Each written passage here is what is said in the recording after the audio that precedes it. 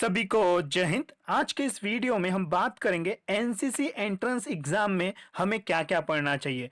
बहुत सारे बच्चों के मन में ये डाउट्स थे कि सर जब एनसीसी का जो एंट्रेंस एग्जाम होता है उसमें हमें क्या क्या पढ़ना चाहिए। तो देखिएगा, बहुत सारे बच्चे इस साल 2020 में एनसीसी ज्वाइन करना चाहते हैं। उनको जो है अलग अलग टेस्ट से गुजरना पड़ता है। तो सबसे पहले जो है उनको फिजिकल टेस्ट से गुजरना पड़ता है। तो फिजिकल टेस्ट किस तरह से होता है, क्या क्या फिजिकल टेस्ट में आपका लिया जाता है, उसके ऊपर मैंने वीडियो बनाया है और उसका जो लिंक है मैंने डिस्क्रिप्शन बॉक्स में भी दिया है, वहां से आप चेक कर सकते हो। तो आज की इस वीडियो में हम जानेंगे कि देखिए, जैसे ही आप फिजिकल आपका निकल जाता है तो उसके बाद जो होता है आपका एक एंट्रेंस एग्जाम होता है। तो उस एंट्रेंस एग्जाम के लिए हमें क्या क्या पढ़ना चाहिए, किस तरह से उसमें क्वेश्चंस आते हैं, कौन से टॉपिक्स होते हैं, वो सभी टॉपिक्स हम आज पढ़ेंगे। इसमें मैं आप सभी को टॉपिक के बारे में बताऊंगा।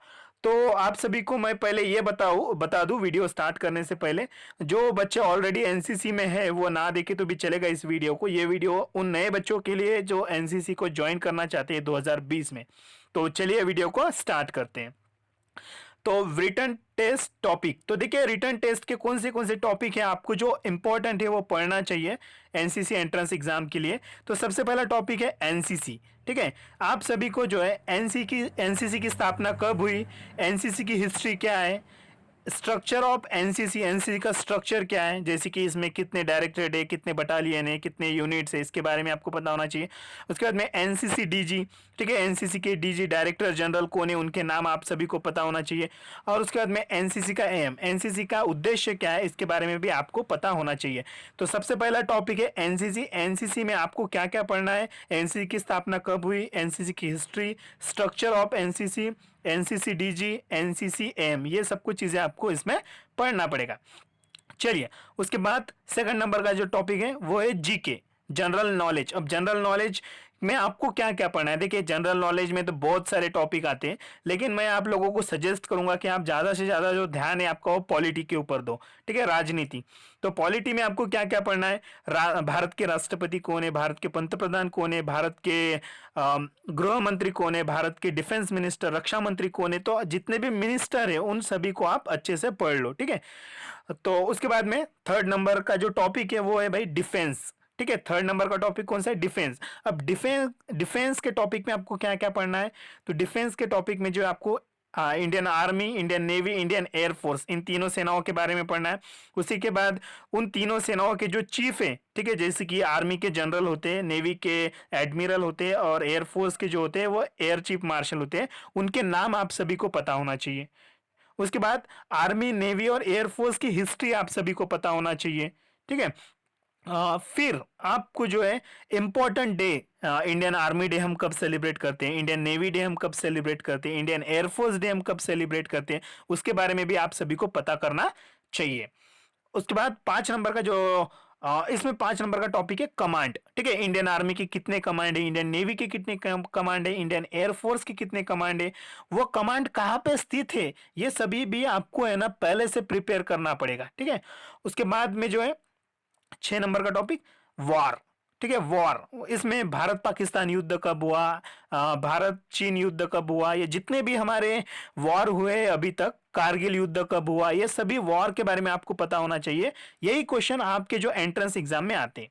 चलिए, उसके बाद में नंबर चौथा टॉपिक, 4 नंबर का टॉपिक कौन सा है रिटन टेस्ट का, करंट अफेयर्स। देखिए, करंट अफेयर्स एक इंपॉर्टेंट टॉपिक है। अब करंट अफेयर्स में आपको जो है डिफेंस के रिलेटेड जितने भी न्यूज आती है भाई आपके टीवी के ऊपर डेली, वो न्यूज आपको पढ़ना है डेली। मतलब कि आप देखो, टीवी पे न्यूज देखो, सुनो। ठीक है, वही मतलब कि करंट अफेयर्स में हम बता नहीं सकते कि एग्जैक्ट क्वेश्चन में क्या, एग्जाम में क्या पूछेंगे, कौन से क्वेश्चन आएंगे, लेकिन जो है आप डिफेंस रिलेटेड जितने भी न्यूज है उसको सही तरह से आप पढ़ सकते हो न्यूज़पेपर में भी। और कोविड-19 के बारे में भी साथ आप जो है कोविड-19 के बारे में भी आप सभी चीजें पढ़ सकते हो। ठीक है, ये जो है भाई एक इंपॉर्टेंट टॉपिक है कोविड-19 का, ये अभी 2020 में जो है इसके ऊपर क्वेश्चंस आएंगे आपके एंट्रेंस टेस्ट में। तो चलिए, 5वां नंबर का जो टॉपिक है रिटन टेस्ट का वो है स्पोर्ट्स। देखिए स्पोर्ट्स, अब देखिए कि ओलंपिक में हमारे इंडिया ने कितने मेडल जीते हैं, उसके बाद में इंडिया का नेशनल गेम कौन सा है, नेशनल।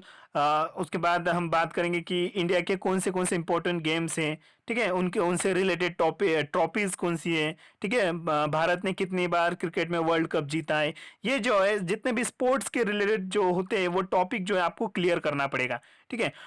फिर उसके बाद बात करेंगे हम 6 नंबर के टॉपिक की, रिटन टेस्ट के, वो होता है अवार्ड्स, ठीक है। 6 नंबर का टॉपिक जो होता है वो होता है अवार्ड्स। अवार्ड्स में आपको क्या क्या पढ़ना है, गैलेंटरी अवार्ड्स। अब गैलेंटरी अवार्ड्स में हम क्या पढ़ेंगे, परमवीर चक्र, महावीर चक्र, वीर चक्र, मतलब कि परमवीर चक्र अभी तक कितने जवानों को दिया गया, ठीक है, परमवीर चक्र, उसके बाद में महावीर चक्र अभी तक किसको किसको दिया गया है, या ये सब कुछ चीजें हमें जो है वो गैलेंटरी अवार्ड में पढ़नी है।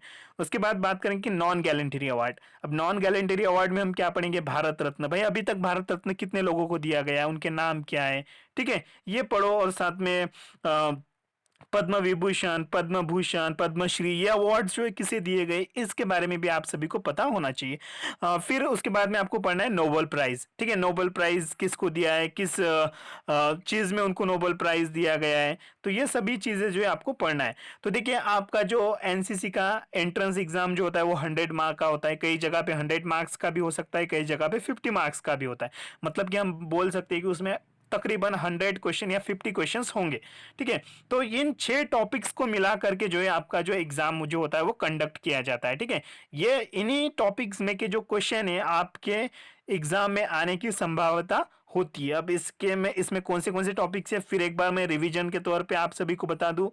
NCC, GK, defence, current affairs, sports and awards, ठीक है, ये सभी चीजें जो है आपको पहले क्लियर करना पड़ेगा, तभी जो है आप एनसीसी का जो सी का एनसीसी का जो आप एंट्रेंस एग्जाम है भाई वो सही तरह से निकाल पाओगे, ठीक है।